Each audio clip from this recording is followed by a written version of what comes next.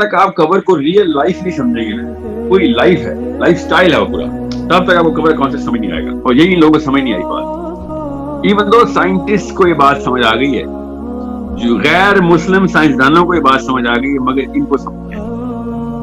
बहरहाल मैं आपको आसान करके बताता हूँ कि अगर आप थोड़ी सी भी गहरी निगाह से इंसान की लाइफ को देखें तो आपको साफ समझ आ जाती है, और अल्लाह ताला के निज़ाम और उनके फलसफे के ऊपर सोचते हुए एक मुसलमान को साफ समझ आ जाती है कि मैंने जितनी भी वक्त गुजारना है मैंने लाइफ का इस दुनिया में, मेरे शादी हुई, बच्चे हो गए, मेरे दोस्त हैं, मेरे और डिपेंडेंट्स हैं, मेरे कहे हुए अल्फाज, मेरे किए गए अमाल जितने भी रिकॉर्ड हो रहे हैं, तो वो सिर्फ रिश्ते नहीं रिकॉर्ड कर रहे, तो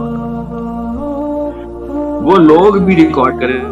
कैसे? वो अपनी कॉन्शियस सबकॉन्शियस माइंड में रूटीन, बाप जो बताता है बच्चे उसको फॉलो करते हैं। जो जैसे अभी हम सेशन कर रहा हूँ, आप लोगों के ज़हन के ऊपर डायरेक्ट असर डाल। सो मेरे तमाम तर अमाल की जो रिपरकशंस है ना, वो लोगों के अमाल में और उनके सोच के ऊपर असर में नजर आती है। और इस्लाम का एक बड़ा जबरदस्त कॉन्सेप्ट है, ये बाकी के अदियान में इस तरीके से नहीं है, जरूर मैंने पढ़ा है मगर इतना हाईलाइट नहीं किया गया। इस्लाम इसको बहुत हाईलाइट करता है कि आपकी जिंदगी जिस्मानी तौर पर खत्म हो गई है, रूहानी तौर पर आपकी कैद हो गई है आपकी, मगर आपके जिंदगी के असरात जो हैं वो आपका कभी भी खत्म नहीं हो सकते जब तक कि क़यामत नहीं आती। सो उन असरात का क्या किया जाएगा, अल्लाह ताला ने बड़ा क्लियरली बताया, नबी इस्लाम ने बहुत क्लियरली बताया कि उन असरात का भी आपको नुकसान या फायदा होता रहेगा। अगर बुरे अमाल किए और उसके असर में और लोगों को दावत पहुंची थी बुरे अमाल की, और जब तक वो करते रहेंगे तब तक आपको भी आपके अमाल का मीटर भी ऑन है, मीटर ऑफ नहीं हुआ। इस हदीस का बहुत क्लियर हदीस सुनाता हूं कि हर कातिल को कत्ल का जितना गुनाह होता है उतना ही गुनाह काबिल को भी होता है। जितने भी कत्ल होंगे आप, उन तमाम तर हुए हुए कत्ल का गुनाह काबिल को भी पहुंचेगा, क्योंकि उसने शुरू किया था ये काम और प्रूफ ऑफ कॉन्सेप्ट दे दिया, और प्रूफ ऑफ कॉन्सेप्ट दे दिया तो लोगों के जहन में असर आ गया उसका कि ये भी काम किया रहता तो वो भी करते हैं। हालांकि एक दफा भी उसने दावत नहीं दी किसी को, एक दफा भी दावत नहीं दी कि कत्ल किया करो, बल्कि वो तो रिपेंट करता रहा, भाग गया था वो तो कत्ल करने के बाद, छुपता रहा और आइसोलेशन में जिंदगी गुजारती थी।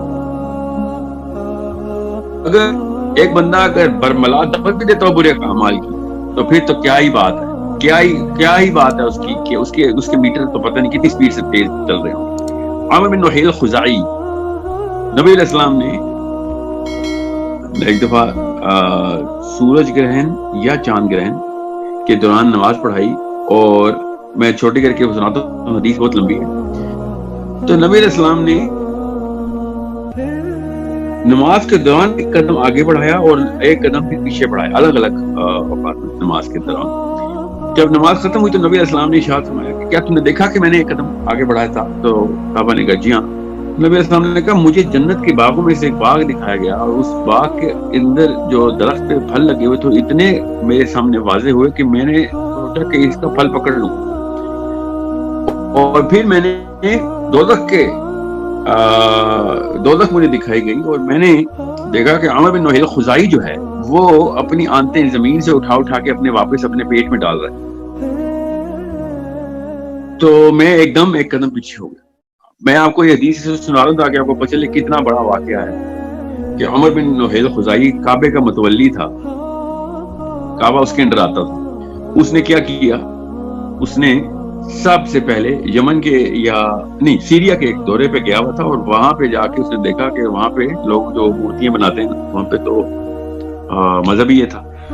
तो उसने कहा ये मूर्तियां क्यों बनाते हो? तो लोगों ने बताया कि मूर्तियां इसलिए बनाते हैं। तो उसने कहा बड़ा रोमांटिक कॉन्सेप्ट है, आपसे कितना कनेक्शन करीब कर रहे हैं, तो क्यों ना हम काबे में भी करेंगे। वो काबे में लोग अल्लाह के पास ही आते हैं। तो वो मूर्तियां उठा के, और पहली मूर्ति उठा के काबे में ले आया, और वो पहली मूर्ति लाया तो उसके बाद आप जितनी भी काबे में शिरक हुआ वो सब का क्रेडिट आमिर बिन नुहैल खुज़ाई को जाता रहा। ये दो चीजें मैं आपको इसलिए बता रहा हूँ ताकि आपको बहुत क्लियरली पता हो कि काबिल اور حابیل. ہمیں تو صرف یہ سائیکالوجی میں بتایا جاتا ہے نا کہ صدقہ جاریہ جو ہے نا وہ صدقہ ہے, اور وہ ہم سب کو پتا ہے, اس لیے میں اس کے اوپر زیادہ فوکس نہیں کروں گا, کہ ایک عالم نے, ایک باپ نے, ایک ماں نے, ایک بڑے بھائی نے اپنے چھوٹے بھائی کو, اپنے بچوں کو کوئی بھی ایک اچھی نصیحت کی اور ان کے دماغ میں ایک ایسا بیج بو دیا کہ جس کی بنا پہ اس نے بعد میں اچھے اعمال کیے یا برے اعمال سے رکا, تو اس کا کریڈٹ بھی وہ بڑے بھائی کو, اماں کو, ابا کو, یا استاد کو, یا عالم کو جاتا ہے. اتنا کلیئر یہ کانسیپٹ ہے کہ آپ کا میٹر آپ کے مرنے کے بعد رکتا نہیں ہے, اور اگر آپ کا میٹر آپ کے مرنے کے بعد نہیں رکتا تو کب رکتا ہے؟ اس کا جواب ہے یوم الدین کو رکتا ہے. جب سب مر جائیں گے, جب سور پھونک دیا جائے گا تو سارے میٹر آف ہو جائیں گے, تب تک سارے کے سارے میٹر آنے, یہاں تک کہ پہلا بندہ پہلا بندہ اس کا میٹر بھی تب تک چلتا رہے گا. یہ ہے اس حدیث کا منبع کہ جب تک قتل ہوں گے تب تک قابیل کیوں حضرت آدم کے پہلی اولاد میں سے ہے, تو اتنی اوریجنل, مطلب اتنی پرانی داستان ابھی تک چل رہی ہے اور قیامت تک چلے گی. اتنا بڑا کانسیپٹ ہے یہ جو آپ کو سمجھنا ضروری ہے.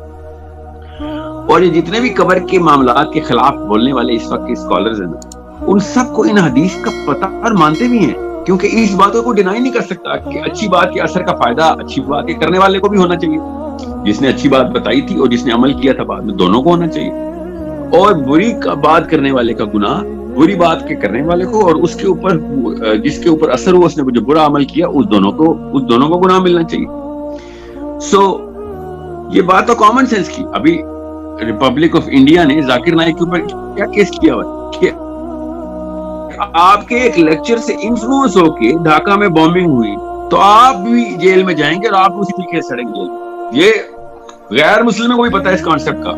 اسلام نے تو واقعی میں کامن سینس کی بات کی ہے یہاں پہ کہ آپ کیسے مبرہ ہو گئے, آپ کی وجہ سے ایک بعد میں برا عمل ہوا, آپ کی وجہ سے ایک بعد میں اچھا عمل ہوا, دونوں کا جو ہے نا وہ عمل آپ کے پاس بھی اسی طریقے سے ریکارڈڈ ہے. سو یہ کانسیپٹ صرف تبھی کلیئر ہوتا ہے جب کور کا کانسیپٹ آپ بیچ میں پلیس کرتے ہیں. دنیا اور یوم الدین کے بیچ میں, سور پھونکنے والے ٹائم میں, سور پھونکنے سے لے کے آج میں مر جاؤں اور جب تک سور نہیں پھونکا جائے گا تب تک میرے کیے گئے تمام تر اعمال کے آیوٹا, مطلب میں آپ کو بتا نہیں سکتا ہوں کہ کسی 1% بھی کسی بھی بندے میں, میرے پڑ پوتوں میں بھی کوئی اثر آ رہا ہے تو ظاہر آئے گا.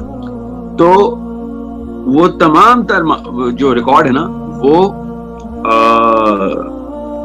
میں اس کا یا تو پھل کھاؤں گا یا پھر دوزخ کا, اللہ تعالیٰ بچائے, مطلب عذاب آئے گا. اور قرآن پاک نے اس لیے کہا کسی نیکی کو چھوٹی نہ سمجھ لینا. ہمیں یہ بتایا گیا کہ, اور ٹھیک بتایا ہے مگر آدھی پکچر بتائے گی کہ کوئی بھی نیکی اللہ کو پسند آ سکتی ہے, اور بالکل ایسا ہی ہے, مگر اس نیکی کو اس طریقے سے بھی آپ نے چھوٹا نہیں سمجھنا, یا پھر کسی بری بات کو بھی برا نہیں سمجھنا. پوری صورت کی آیتیں سنا رہا ہوں. تو جس بندے نے چھوٹی سی بھی نیکی کی اور اس کا اثر نیچے آتا رہا, تو وہ جتنا بڑا اثر لے گا, اگر چھوٹی سی بات کو بڑا اثر لے سکتا ہے, یا پھر اسی کنٹینیو میں رہا ہو, تو یہ انصاف کے تقاضے کے خلاف ہے کہ میری وجہ سے کوئی بات آگے گئی ہو اچھی اور مجھے اس کا کریڈٹ نہ ملے آخر والے دن. اتنا مائنیوٹ لیول پہ بھی کوئی ذرہ بھی نہیں بچے گا کہ جو کہ جس کا حساب کتاب میں مجھے فائدہ یا نقصان نہ ہو رہا. نبی علیہ السلام کی ڈائریکٹ حدیث ہے کہ قیامت والے دن جب لوگ اپنے اعمال کے پہاڑ دیکھیں, گناہ بھی ثواب بھی, تو حیران رہ جائیں گے کہ ہماری تو اتنی عمر ہی نہیں تھی, یہ پہاڑ کیسے ہو گئے, اتنے کیسے میں نے اچھے اعمال کر لیے, اتنے سارے اچھے اعمال میں, مطلب کئی ہزار سال زندہ رہنے کے بعد بھی یہ پہاڑ نہیں میں قائم کر سکتا تھا. میری 30-40 سال کی عمر میں نے کیا عمل کر لیا. تو غور سے سمجھیے اس بات کو کہ وہ پہاڑ اس میٹر کی وجہ سے ہے, وہ میٹر آن رہتا ہے آپ کا, جو کہ اثرات ہیں آپ کے اعمال میں. اور اس لیے قبر کی لائف جو ہے وہ آخرت کی لائف سے بالکل فرق ہے. جب تک آپ سور نہیں پھونکا جا رہا, آپ کا میٹر, آپ کے اعمال جاری ہے. اور اس لیے جن بھائی صاحب نے ابھی یہ بات کی تھی نا, بہت اچھا پوائنٹ تھا, ویری انٹیلیجنٹ پوائنٹ, کہ وہ ایک دم ٹائم لیسنس میں چلا گیا اور وہ قیامت والے دن پہنچ گیا. تو ایسا ہو نہیں سکتا نا, بیکاز جب تک سور نہیں پھونکا جائے گا اس کا قیامت کا حساب شروع نہیں ہو سکتا. ابھی ان بچوں نے कई 100 साल, हजारों साल बाद क्या पता वाला पैदा होना है जिन्होंने वो वाला अमल करना है जो कि इसकी बुनियाद मैंने रखी हुई है, चाहे बुरा चाहे अच्छा। सो मैंने एक बार जुनैद जमशेद से बात कर रहा था, मेरी कंपनी में आए हुए थे, अल्लाह ताला उनको जन्नत नसीब करे और दर्जात बुलंद करे। तो बात करते करते ना वो जब अपने बारे में बात करते थे ना, क्योंकि लोग के बारे में पूछते हैं कि आपकी चीज क्या है, तो रो पड़ते थे। तो मैंने कहा आपको सबसे बड़ा क्या मतलब रिग्रेट है? नहीं सर, मुझे रिग्रेट पता किस बात की, कि मैं मर भी जाऊंगा ना तो ये मेरे गाने चलाते रहेंगे। हालांकि मैं क्या क्या के थक गया हूँ, कोई ना कोई घर में मेरा गाना चल रहा होगा और उस पर डांस चल रहा होगा और पता नहीं क्या नशा कर रहे होंगे बच्चे और बच्चियां और पता नहीं क्या महफिल चलेगी, और मुझे उसका कब्र में भी अजाब हो रहा होगा और आखिर और रोना शुरू हो गया और हमेशा ये बात करते हुए रो पड़ता। और अल्लाह ताला उसको दर्जा बुलंद करे, अल्लाह ताला उनकी तौबा कबूल करें। मगर कॉन्सेप्ट कितना देखें कितना बड़ा है ये, कि जितना बंदा ज्यादा बड़ा हो जाता है दुनिया में उतना ही ज्यादा उसका अरबों में उसका इन्फ्लुएंस होगा, अरब लोगों में, और वो हल्का सा भी गुनाह इन्फ्लुएंस कर दे तो क़यामत वाले दिन उसकी तो बचत नहीं है। तो इसलिए अंडर द रेडार रह के आप अगर लाइफ गुजारें तो एटलीस्ट उसका आपका नीचे वाला जो पिरामिड है ना वो छोटा हो जाएगा असरात का। मगर उसी का भी बड़ा फायदा है, नबी अलैहिस्सलाम ने कहा ना, रश्क उस पे करो कि जो अल्लाह ताला की किताब को आगे पहुंचा रहा है, उस आलिम पे रश्क करो कि जो अल्लाह ताला के दिए हुए इल्म को आगे पहुंचाता है। क्यों? क्योंकि उसका इतना बड़ा पहाड़, मतलब उसकी दुनिया में कोई मिसाल नहीं है, ऐसे पहाड़ दुनिया में नहीं होते, इतने छोटे छोटे पहाड़ हैं दुनिया के, कि जब उन्होंने हमने देखना है आखिरत में कि ये अमाल लिखे हुए, तो उन उलमा की क्या ही बात होनी है जिनके असरात अभी तक हम 1400 साल हो गए हैं उन उलमा को, जिनकी किताबें अभी पढ़ के हम आगे बात कर रहे हैं। कब्र का जो सारा का सारा मामला है वो होना बेहद जरूरी है। ये बेस लाइन आर्ग्यूमेंट समझे आप, कि जब तक सूर नहीं फूका जा रहा, मेरी रूह तो कब्ज हो चुकी है और वापस ज़ाहिर रूह कब्र में ही लुटाई जाती है, मगर ये हो नहीं सकता कि मैं सूर फूंकने से पहले ही प्रीएम्प्टिवली बगैर किसी अपने अकाउंट के, मतलब मेजर अकाउंट तो मेरा कब्र मरने के बाद है, और ये मैं आपको एक मुस्लिम स्कॉलर की रिसर्च बता रहा हूँ कि एक मुसलमान जिसको जबान दे दी गई हो या जिसने कोई अमल कर ली हो, हाथ पैर दे दी गए हो, ये हो ही नहीं सकता कि वो अपनी इस लाइफ में इतने अमल करे कि जितने अमल उसके मरने के बाद उसके असरात के बिना पे हो जाने। तो असल में लाइफ जो है ना वो कब्र की है, और अली बिन अबी तालिब ने यही कहा था जब कब्र को देखा तो उन्होंने कहा कि मरे हुए तो हम हैं, जिंदा तो असल में ये हैं। और लोगों ने उसको क्या मतलब दिया कि ये देख चुके हैं लाइफ अल्लाह ताला को, ये देख रहे हैं, बाकी उनको वो कुछ नहीं देख रहे सिवाय इसके कि अपने तमाम तर असरात जो उनकी लाइफ में किए गए कहे गए अल्फाज के। ये मैं इतनी लंबी तमहीद क्यों मान रहा हूँ, हालांकि मैं पॉइंट पे नहीं आया हूँ। आपको पता ना, मरकज हमारा तीसरा सवाल है। ये कॉन्सेप्ट इतना जरूरी है कि आपको पता हो कि कब्र में होना क्या है और कैसे होना है, क्यों होना है। तो जो सबसे पहले क्यों होना के ऊपर ज़र्ब लग गई है ना मुसलमानों के कॉन्सेप्ट में, ये बहुत जरूरी है कि जब तक सदका जारिया चल रहा है, अच्छा या बुरा, तब तक तो मुझे वेट करना पड़ेगा। तो किस बात का वेट करें, कहाँ पे वेट करें? वेट आप इस दुनिया में तो नहीं कर रहे, वो कहाँ पे कर रहे हैं? वो कर रहे हैं आप अपनी कब्र में। इसलिए नबी अलैहिस्सलाम ने कहा कि कोई कब्र जन्नत का बाग है तो कोई कब्र दोज़ख का गड़ा है। और बहुत आसान करके समझा दूं कि नबी अलैहिस्सलाम ने जब इरशाद फरमाया ना, और क़यामत कुरान पाक में भी, कि शहीद नहीं मरता। आप खुद समझ जाएंगे आपके इसमें रूह उसकी निकली मगर उसको मौत नहीं आई, तो उसका क्या मतलब है कि रूह भी नहीं निकली। बहरहाल वो एक लंबा, मैं इसकी तफसील में नहीं जा रहा, मगर कितना खूबसूरती से ये दोनों ब्लॉक्स जो है ना कंबाइन होकर पूरी पिक्चर बना देते हैं कि कैसे आपने देखना है। तो इतना मौलाना इसहाक का सेशन हो रहा था, तो उन्होंने किसी ने कहा ना कि क़यामत तो कब्र में आ जाएगी, तो उन्होंने कहा तो फिर सदका जारिया का क्या कैरी फॉरवर्ड करेंगे, जन्नत में फायदा होगा उसका? जन्नत में तो सबको, चाहे वो 0 पे एंटर हुआ है चाहे 100 पे एंटर हुआ है, जब तक आपका सदका जारिया कायम है तब तक आप कब्र में एंजॉय कर रहे हैं। और अगर बुरे काम चल रहे हैं तो कब्र में आपके जो है ना वो आपके सामने नजर आ रहा है कि दोज़ख क्या चल रही है।